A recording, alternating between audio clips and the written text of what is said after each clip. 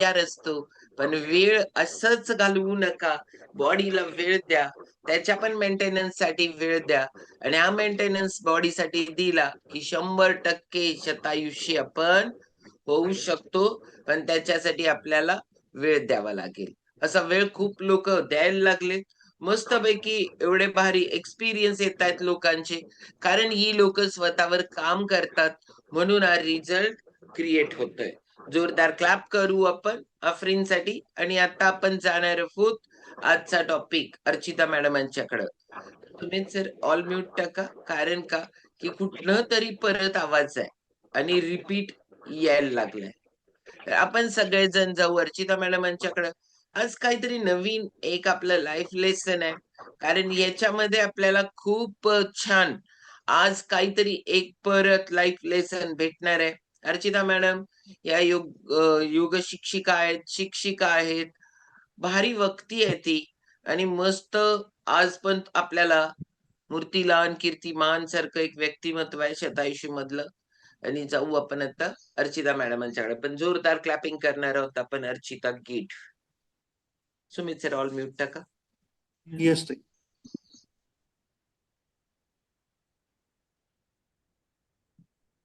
Unmute कर Rachita. Okay.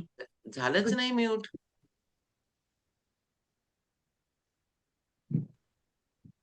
ताई कोणीतरी अनम्यूट किंवा हे करतंय म्यूट केलेलं. ओके. अनम्यूट कर रचिता. ओके.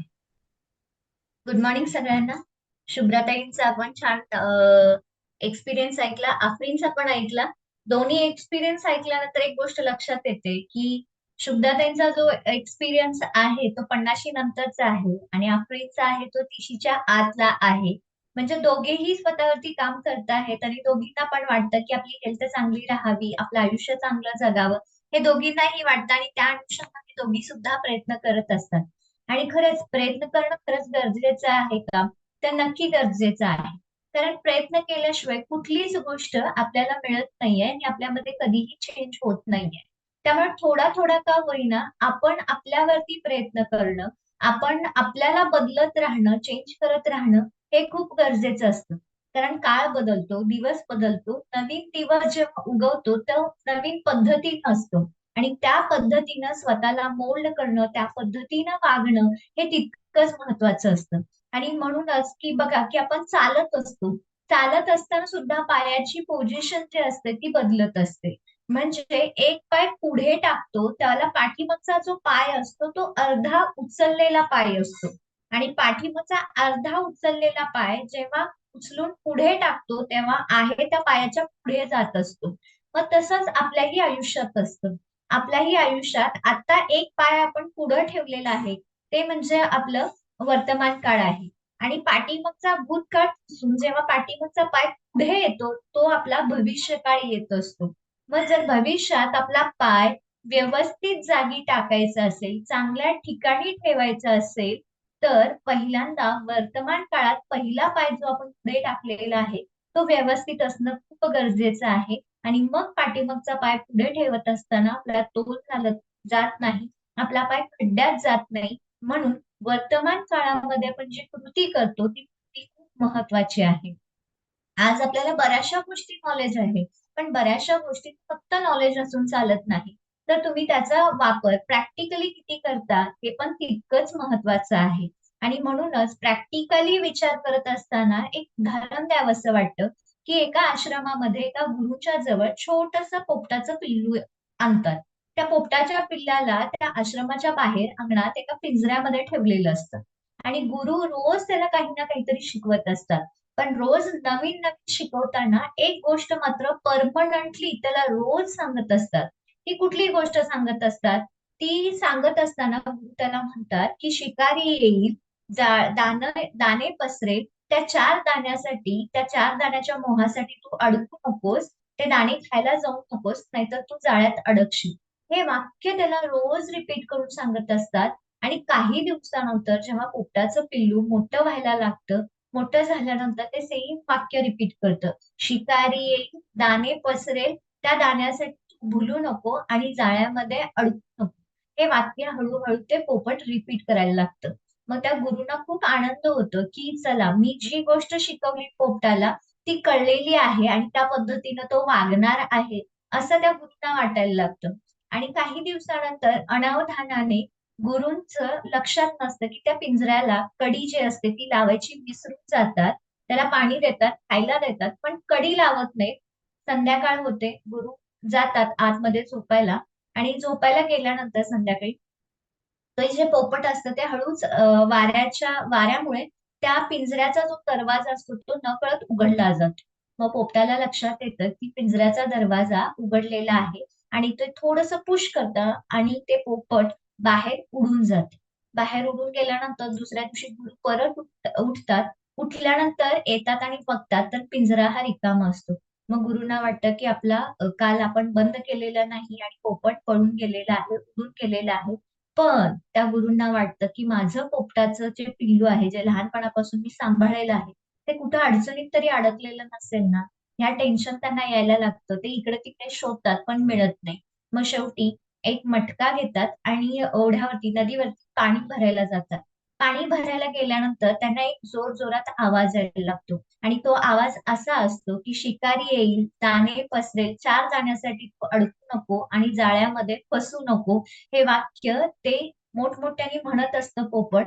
मग त्या गुरूंना लक्षात येतं, की हे पोपट माझंच आहे आणि ज्या दिशेने आवाज येत असतो, त्या दिशेला ते गुरु जातात आणि पाहतात तर खरंच ते पोपट त्या पिंजऱ्यामध्ये, त्या जाळ्यामध्ये अडकलेलं असतं. चार दाणे पसरलेले असतात आणि सकाळी शिकारी येऊन त्या पोपटाला त्या जाळ्यांमधून काढून घरी घेऊन जाणार असतो आणि जीव वाचवण्यासाठी रात्रभर ते पोपट स्वतःचा जीव वाचवण्यासाठी गुरुनी शिकवलेली वाक्य सतत रिपीट करत असतं.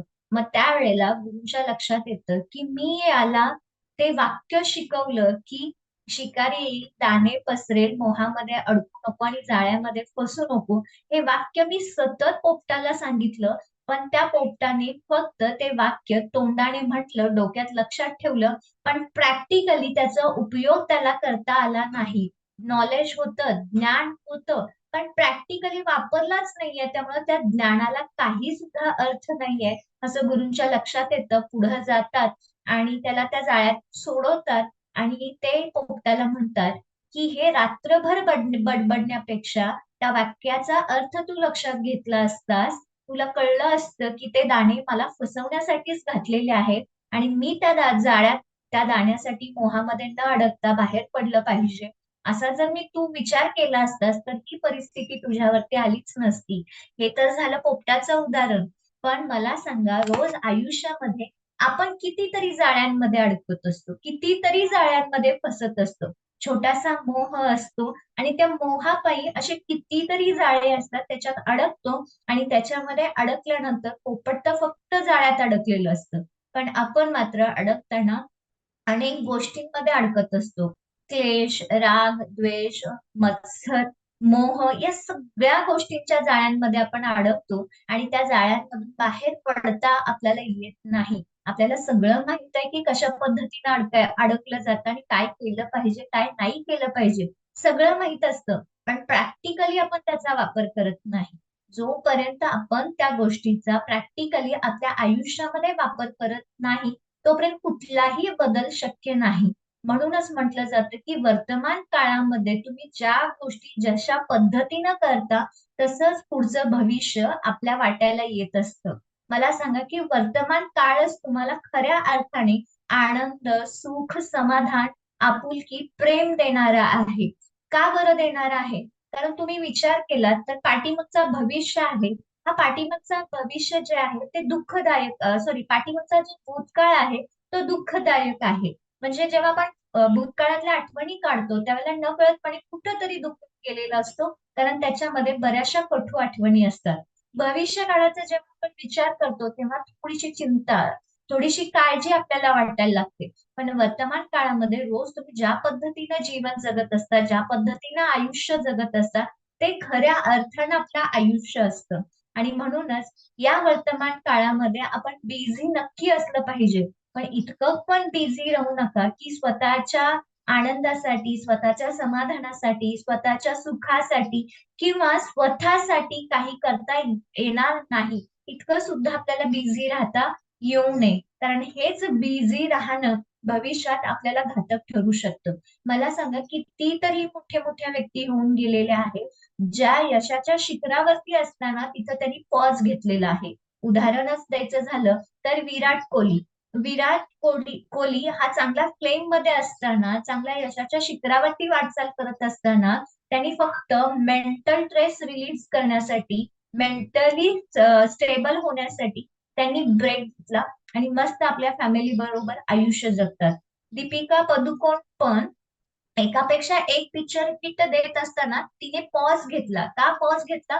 कारण तिला वाटायला लागलं की यशाच्या पाठीमागे धावता धावता कुठंतरी आपण मनशांती कुठंतरी घेऊन जाती आहे, आणि म्हणून मनशांतीसाठी त्यांनी पॉज घेतला. अशा कितीतरी दिग्गज व्यक्ती आहेत ज्या स्वतःचे बिझी लाईफ आहे, दिवसाला करोडो रुपये मिळवतात, पण तरी सुद्धा ठराविक टप्प्यावरती आल्यानंतर, यश मिळवल्यानंतर त्या व्यक्ती पॉज घेतात, कारण त्यांना गरज असते ते समाधान, आनंद आणि आपलं आयुष्य आपल्यासाठी जगण्यासाठी त्यांना वेळ हवा असतो. मग आपण मात्र काय करत असतो? आपण इतकं पाठीमागं लागत असतो की स्वतःसाठी वेळ सुद्धा आपण शिल्लक ठेवत नाही. म्हणून सांगावं असं वाटतं की गाडीला एक्सलेटर सुद्धा असतो आणि ब्रेक सुद्धा असतो. सतत तुमचा पाय जर एक्सलेटर वरती असेल, गाडी पळायलाच लागली, तर थोड्या वेळानं गाडी सुद्धा थकून जाते, तुम्ही सुद्धा थकून जातात. म्हणून मध्ये मध्ये ब्रेकचा जो असतो तो वापर करावा लागतो. कारण मध्ये मध्ये ब्रेकचा वापर केल्यानंतर तुम्हाला व्यवस्थित प्रवास करता येतो. आणि म्हणूनच आपण मात्र त्या एक्सलेटर प्रमाणे नुसता धावायचं काम करायला लागलोय. थांबायचं कुठं आणि कधी थांबायचं हे मात्र विसरून गेलेलो आहोत. आणि म्हणूनच योग्य ठिकाणी योग्य वेळेला थांबणं हे खूप गरजेचं आहे. आणि ते थांबणं का महत्वाचं आहे? कारण तुम्ही स्वतःसाठी थोडासा वेळ दिला पाहिजे, स्वतःसाठी जगता आलं पाहिजे. मला सांगा की बरेच जण मॉर्निंग वॉकला बाहेर जात असतात, पण बरेच जण मॉर्निंग वॉकला गेल्यानंतर काय करत असतात? काही जण शांतपणे कानात हेडफोन घालून चालत असतात, मॉर्निंग वॉक करत असतात. काही जण इकडे तिकडे बघत चालत असतात, आणि त्या बघणाऱ्यांना, इकडे तिकडे बघणाऱ्यांना तुम्ही जर स्माइल दिलात तरी ते काही रिॲक्शन देत नाहीत. तसंच निघून जात असतात, काहीही नसतात, चेहरा असा सुन्न असतो आणि ते निघून जात असतात. तसंच आपल्याही आयुष्यात आहे. ही जी वाट आहे, हा प्रवास आहे, हा प्रवास जर तुम्हाला गाणी ऐकत प्रवास केला तर तुम्हाला खूप हलकं वाटतं. कुणीतरी तुमच्याशी गप्पा मारत प्रवास करायला लागलात तरी तुम्हाला बरं वाटायला लागतं. पण तुम्ही एकटेच आहात, मनामध्ये टेन्शन आहे, अनेक व्याधी आहेत, तुम्ही तुमच्या जीवनाने त्रस्त आहात, आणि मग तुम्ही चालायला लागलात तर तोच प्रवास हा कंटाळवाणा वाटायला लागतो. आणि म्हणूनच आयुष्याचा प्रवास जर सुखकर करायचा असेल तर कुठंतरी पॉज घेणं, कुठंतरी ब्रेक लावणं खूप महत्वाचं आहे. करिअर खूप महत्वाचं आहे, यश महत्वाचं आहे, सगळ्या गोष्टी महत्वाच्या आहेत. पण या करिअर बरोबर तुमचं आयुष्य, तुमचं शरीर, तुमचा वेळ, तुमचं जीवन हे त्याच्याहून कितीतरी पटीनं महत्वाचं आहे. जर करिअरच्या पाठीमागं लागला, यशाच्या पाठीमागं लागला आणि बरचसं यश तुम्ही संपादन केला, पण ते यश संपादन केल्यानंतर तुमच्या सोबत तुमचेच माणसं नसतील त्याचं गोड कौतुक करणारे, तर ती जी मिळालेली ट्रॉफी असते, ते मिळालेलं जे यश असतं, ते फक्त आणि फक्त शोपीस मधली एक वस्तू बनून राहत असते. मग ती शोपीस मधली वस्तू बनायची नसेल तर जीवनामध्ये छोट्या छोट्या क्षणांमध्ये, छोट्या छोट्या ज्या गोष्टींमध्ये जो आनंद आहे, तो आनंद आपण आपल्या व्यक्तींबरोबर सेलिब्रेट करणं खूप गरजेचं आहे. आणि म्हणून माझ्या वाचनात आलेली एक छोटीशी गोष्ट तुम्हाला सांगावीशी वाटते. थायलंडमध्ये एक बुद्धाचं मंदिर आहे. खूप टनाची, काहीतरी टनाची ती एक बुद्धाची मूर्ती आहे. त्याच्या पाठीमागचा जर इतिहास वाचला तर त्या इतिहासामध्ये असं लिहिलेलं होतं की रात्रीच्या काळामध्ये काही बौद्ध भिक्षुक हे बाहेर फिरत असतात, आणि बाहेर फिरत असताना त्यांना एक भली मोठी वस्तू दिसते. आणि ती भली मोठी वस्तू दिसल्यानंतर तिथं टॉर्च आणतात, बॅटरी आणतात आणि ती पाहतात आणि उचलण्याचा प्रयत्न करतात, पण ती उचलली जात नाही, कारण ती काही टनांची मूर्ती असते. वरती माती असतं. मग अचानक पाऊस चालू होतो. पाऊस चालू झाल्यानंतर बौद्ध भिक्षुक म्हणतात की काय ही वस्तू आहे माहित नाही म्हणतात, आणि जातात आणि त्याच्यावरती हंतरण्यासाठी एक कवर आणतात आणि त्या मूर्तीवरती ते कवर हंतरतात. पाऊस थांबल्यानंतर 2-3 दिवसानंतर ते बौद्ध भिक्षुक येतात, ते कव्हर काढतात. वर माती असते, ती माती सगळी पुसून काढली जाते. माती पुसून काढल्यानंतर आतमध्ये प्लास्टर ऑफ पॅरिसचा थर लेयर लावलेले असतात, ते सुद्धा खरडून काढले जातात. ते खरडून काढल्यानंतर आत पाहतात तर सोन्याची ती बुद्धांची भली मोठी मूर्ती असते आणि मग ती नेऊन त्या मंदिरामध्ये ती स्थापित केलेली असते. सांगण्याचं तात्पर्य इतकंच होतं की आपण सुद्धा आयुष्य जगत असताना आपली सुद्धा तीच सोन्याची मूर्ती आहे. पण त्या मूर्तीवरती आपण राग, क्लेश, मत्सर, चिंता, काळजी याचे कितीतरी आवरण, कितीतरी लेयर आपण आपल्या भोवती गुरफटून बसलेलो आहोत. जोपर्यंत ते थर, ते लेयर एक एक एक करत आपण काढत जात नाही ना, तोपर्यंत आपली सोन्याची जी मूर्ती आहे ती आपली सोन्याची मूर्ती आपल्याला कधीही भेटणार नाही. आणि त्यासाठी हे लेयर काढणं खूप गरजेचं आहे. म्हणून हे लेयर काढत असताना काय केलं पाहिजे, तर हे लेयर काढत असताना थोडासा स्वतःसाठी वेळ, असलेल्या क्षणांचा छानपैकी एन्जॉय करणं, असलेल्या क्षणांमध्ये आपण जगणं, चिंता, बाकीच्यांची काळजी सोडून टाकणं आणि आहे तो क्षण एन्जॉय करत जगत गेलो ना, तर खरंच आपली जी सोन्याची मूर्ती आहे ती एक ना एक दिवस आपल्याला नक्की भेटणार आहे. म्हणजे मला सांगा की मूर्ती फक्त मंदिरात नाही, तर मूर्ती ही तुमच्यामध्ये आहे, तुमच्या आतमध्ये आहे. फक्त जो बाहेरून कोटिंग लावलेला आहे ना, आवरण लावलेलं आहे ना, हे फक्त आवरण काढलं पाहिजे. आणि आवरण काढण्याचे काम शतर्षी फॅमिलीच्या माध्यमातून होत असतं. आणि हे आवरण तुमचं फक्त शरीरावरचं नाही आहे, मनावरचं सुद्धा आवरण आहे. ते मनावरचं आवरण सुद्धा काढण्याचं काम शतर्षी फॅमिलीद्वारे केलं जात असतं. आणि म्हणूनच जो व्यक्ती या शतर्षी फॅमिलीशी जोडला गेलेला आहे ना, त्या व्यक्तीने, प्रत्येकाने नक्की एक संकल्प केला पाहिजे आणि प्रत्येकाला एक मात्र निश्चित आहे की एक ना एक दिवस तुमची स्वतःची सोन्याची मूर्ती ही तुम्हाला नक्कीच भेटणार आहे. फक्त एक एक आवरण रोज आपण काढत राहिलं पाहिजे. जसं घरामध्ये रोज उठल्यानंतर आपण घर स्वच्छ करतो, घरातला केर काढतो आणि तो केर बाहेर टाकतो, तसं रोजच्या रोज काढलं पाहिजे. फक्त एक दिवस काम करून कधीही आपल्याला सोन्याची मूर्ती मिळत नाही. कारण थायलंडमध्ये सोन्याची मूर्ती मिळवण्यासाठी ते थर रोज थोडं थोडं थोडं काढत गेल्यानंतर ती मूर्ती त्यांना प्राप्त झालेली होती. तसंच आपल्याला सुद्धा रोज जो थर आहे थोडा थोडा थोडा आपण काढत जायचं आहे. थोडा एक दिवस रागाचा थर काढायचा आहे, थोडा अनारोग्याचा थर काढायचा आहे, थोडासा निगेटिव्हिटीचा थर काढत जायचा आहे आणि मग नक्की एक ना एक दिवस आपल्याला ती मुक्ती मिळणार आहे. खरं सुख, खरं समाधान, खरं शांती, खरं जे मौल्यवान दागिना आहे ते दागिना दुसरं तिसरं कुणी नाही. ते खरा मौल्यवान दागिना जो आहे ते तुम्ही आहात आणि ते सांभाळून ठेवण्याचं काम सुद्धा स्वतःलाच करायचं आहे.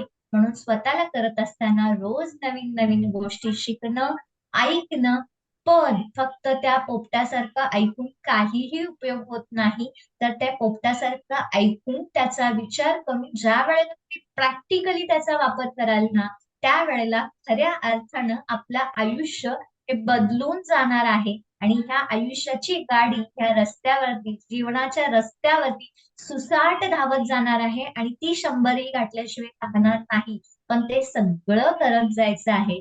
पण कळतंय, पण वळतच नाही, अशी आपली अवस्था झालेली आहे. आणि म्हणूनच मला जाताना एकच छोटं उदाहरण द्यावंसं वाटतं. एक महान संत होती सुफी नावाची. सुफी नावाची जी संत होती, ती एक दिवस संध्याकाळच्या वेळेला घराच्या बाहेर, अंगणाबाहेर सुई शोधत असते. कदाचित ही कथा तुम्हाला माहित असेल. सुई शोधत असते. मग तिथून जाणारे काही व्यक्ती येतात आणि तिला विचारतात, तुम्ही काय करता आहात? त्याला सुफी म्हणते की माझी सुई हरवलेली आहे, ती सुई शोधण्याचं काम मी करत आहे. त्यावेळेला जे आलेल्या व्यक्ती असतात ते सुद्धा सुफीला मदत करायला लागतात.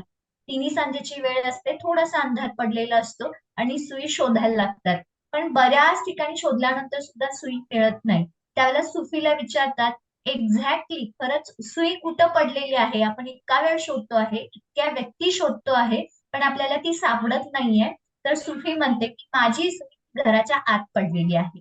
मग लोक म्हणतात की तुम्ही एवढ्या महान संत, सुई घराच्या आत पडलेली आहे, आणि तुम्ही बाहेर अंगणात शोधताय, तुम्हाला ती कशी मिळेल? त्याला सुखी हसते आणि म्हणते, मी रोज प्रवचनामध्ये हीच गोष्ट तुम्हाला सांगत असते, जे तुमच्या जवळ आहे ते तुमच्या जवळच राहणार आहे, त्याची ओळख करा. पण तुम्ही मात्र तुमचं सोडून जगाकडे सगळं शोधत बसायला लागता, ते तुम्हाला कधीही मिळत नाही. जसं माझी सुई ही अंगणात नाही तर घरातच मिळणार आहे, तसंच तुमच्या जीवनामध्ये खरा आनंद, खरं सुख, खरं समाधान तुमच्या आतमध्ये आहे, ते बाहेर कुठेही नाहीये. त्यामुळे ते आत शोधायला शिका आणि रोजचा जो दिवस आहे तो रोजचा दिवस छान एन्जॉय करायला शिका.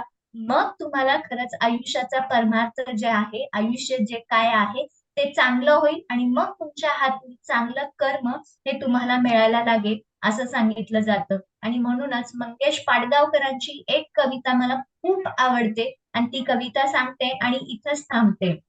सांगा कसं जगायचं कणत कणत की गाणं म्हणत. सांगा कसं जगायचं कणत कणत की गाणं म्हणत. हे तुम्हीच ठरवा. डोळे भरून तुमची आठवण कुणीतरी काढतच ना.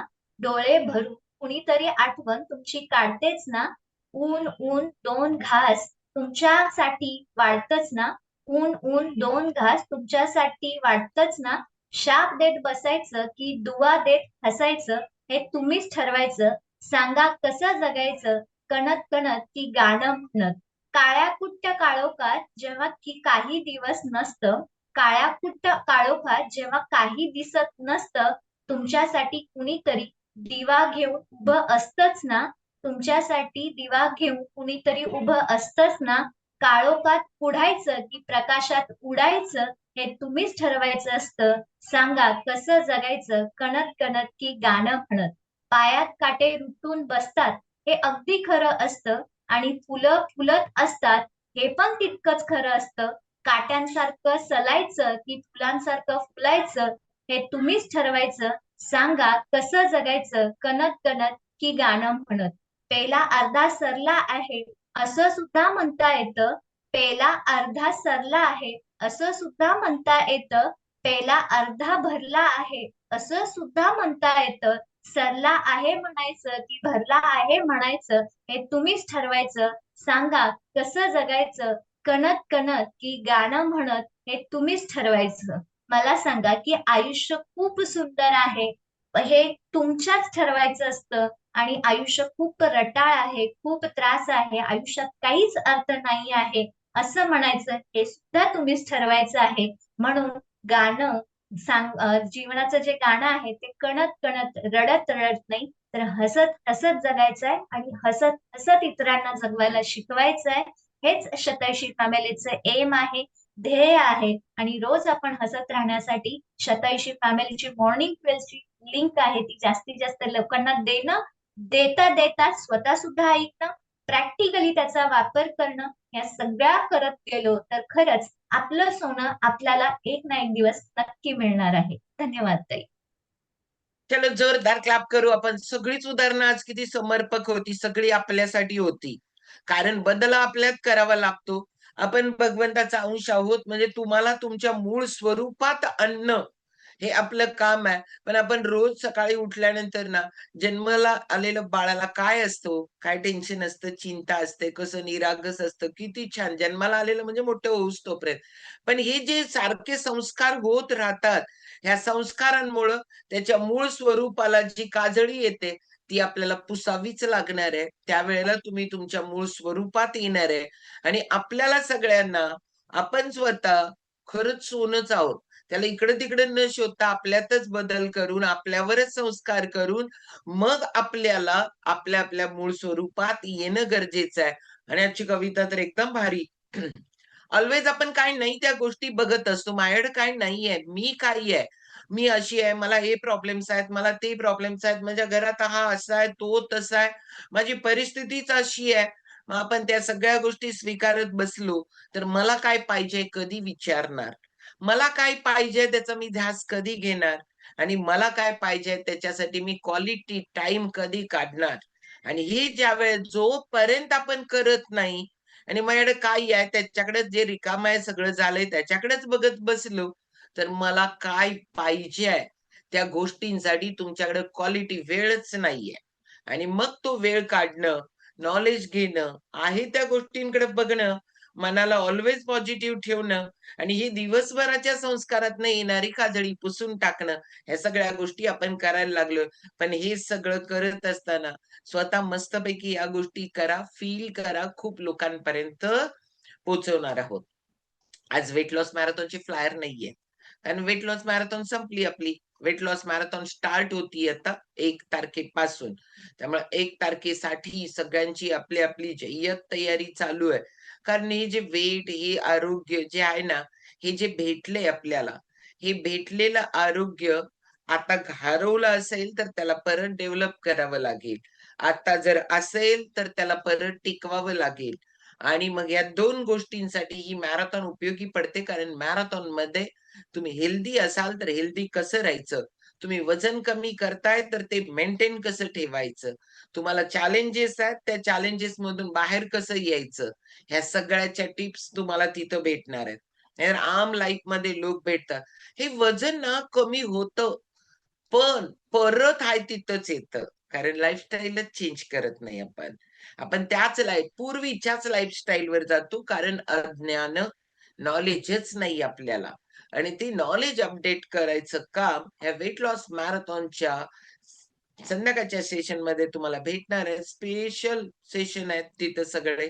त्यामुळे ऑल सगळे आंबा खाऊन, नंदा घरी आलेत म्हणून वेगळ्या-वेगळ्या डिश करून, आपण माहेरी गेलोय म्हणून मस्तपैकी एन्जॉय करून, खाऊन, जे काय वाढलंय, बाहेर सुट्टी आहे